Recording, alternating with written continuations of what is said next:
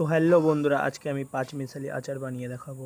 তো চলো আচারটা দেখো। আচার করতে গিয়ে চুলো টুলো সব ভেঙে গেছে, তো এরকমই ঠিক পাঁচমিশালি আচার বানিয়ে দেখাবো। স্টার্ট করি। তো প্রথমে এখানে আমি মৌরি মেথি জিরেটাকে ভেজে নিলাম।